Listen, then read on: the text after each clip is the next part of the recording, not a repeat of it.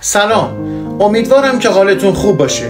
امروز تصمیم گرفتم تا در رابطه با یک موضوع خیلی مهم که فکر همه رو به خودش درگیر کرده صحبت کنم.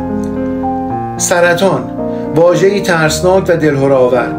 ابتدا قصد داشتم که موضوع رو از نظر علمی و پزشکی براتون تهیه کنم، ولی بعدش به این نتیجه رسیدم که داستان زندگی افرادی رو که در این زمینه تلاش کردن و با مشکلات و چالش‌های فراوانی که در مقابلشون بوده و سعی کردن تا حقایق این بیماری ترسناک رو کشف کنن باهاتون در میون بذارم. البته در آینده ویدیوهایی در نحوه مواجهه با این بیماری حتما تهیه میکنم و در کانال قرار میدم تا در اختیارتون باشه و ازش بهره ببرید. حالا بریم به معرفی یکی از این افراد بپردازیم. دکتر باربارا اونیل در یک روز پاییزی سال 1953 در یکی از مناطق روستایی کشور استرالیا دختری به دنیا اومد که کسی فکرش رو نمی‌کرد بعدها تبدیل به یکی از شناخته شده ترین چهره‌های حوزه سلامت بشه. باربارا از همون بچگی عاشق طبیعت بود. از اون بچه‌هایی بود که به جای بازی با عروسک توی باغچه دنبال گیاهان و حشرات می‌گشت. گل‌ها و گیاهان رو بو می‌کرد و می‌خواست بدونه هر کدوم چه خاصیتی دارن. وقتی بزرگ شد علاقه‌اش به علوم طبیعی بیشتر شد و وارد رشته‌های مرتبط با تغذیه، سلامت و پرستاری شد و سالها به عنوان یک پرستار و مربی سلامت کار کرد. اما باربارا هیچ وقت به نسخه‌های صرفاً دارویی راضی نمی‌شد.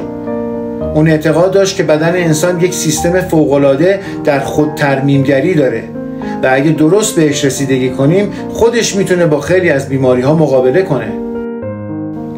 یکی از اتفاقات مهم زندگی باربارا که باعث شد مسیر علمی زندگیش رو تغییر بده بیمار شدن یکی از اعضای خانواده‌اش بود.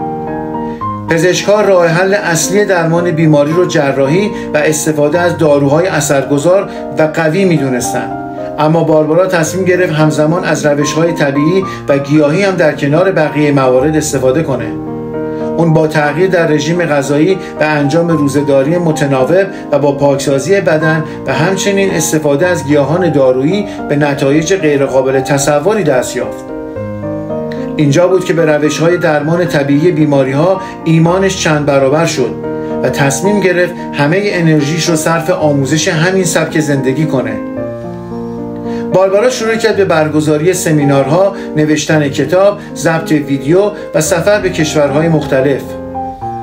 توی کلاس‌هاش به جای اینکه فقط تئوری بگه، با مثال‌های ساده و داستان‌های واقعی مفاهیم علمی رو توضیح میداد. مثلا وقتی می‌خواست راجع به سرطان حرف بزنه میگفت سلول‌های بدن ما مثل آدم‌های یک شهرن. وقتی اکسیژن و غذای سالم بهشون برسه شاد و سالم میمونن، اما اگه دائم توی آلودگی و غذاهای ناسالم باشن تبدیل به سلولهای سرطانی میشن. از نظر باربارا سرطان یک بیماری نیست بلکه نتیجه یک سبک طولانی از غلط زندگی کردنه.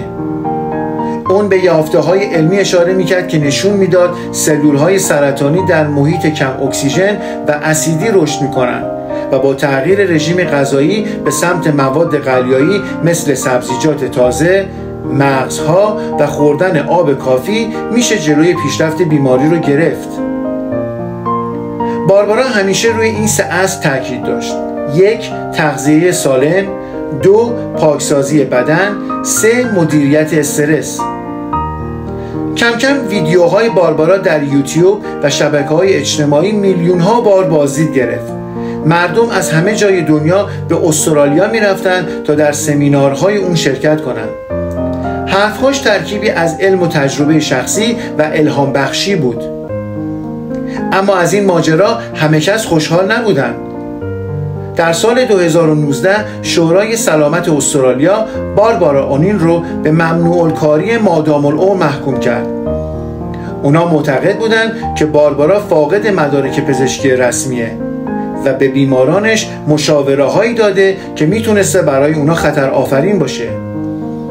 باربارا یکی از توصیه‌هاش به بیمارانش جایگزینی آنتیبیوتیک با داروهای گیاهی و درمان سرطان از طریق تغییر در رژیم غذایی بوده. از دید مقامات این توصیه‌ها باعث به خطر انداختن سلامت مردم میشد. باربارا معتقد بود که قربانی یک برخورد ناعادلانه شده. و نظرش این بوده که هدفش همیشه کمک به مردم بوده و هیچ وقت نگفته که درمانهای پزشکی رو به طور کامل باید کنار گذاشت. با وجود این حکم ناعادلانه اون دست از کار نکشید و به کشورهای دیگه سفر میکرد و ویدیوهای بیشتری منتشر میکرد و حتی بعضی دوره‌ها رو به صورت آنلاین برگزار میکرد. اون امروز هم طرفداران زیادی داره که به روش‌ها و آموزش‌هاش عمل میکنن. باربارا اونیل برای عده‌ای الهام بخشی بزرگ در مسیر زندگی سالمه و برای عده‌ای دیگه یک شخص بحث برانگیز که مرز بین توصیه‌های طبیعی و درمان پزشکی رو رد کرده. اما چه دوستش داشته باشیم چه نداشته باشیم نمیتونیم منکر این واقعیت بشیم که باربارا میلیون‌ها نفر رو به تغییر در سبک زندگیشون ترغیب کرده. و در آخر ازتون میخوام که در کامنت ها به من پاسخ بدین که با کدوم یک از این روش های درمانی موافق هستین. 1. درمان از طریق شیمی درمانی. 2. درمان از طریق تغییر در سبک زندگی. 3. تلفیقی از هر دو روش. منتظر دریافت نظراتتون هستم.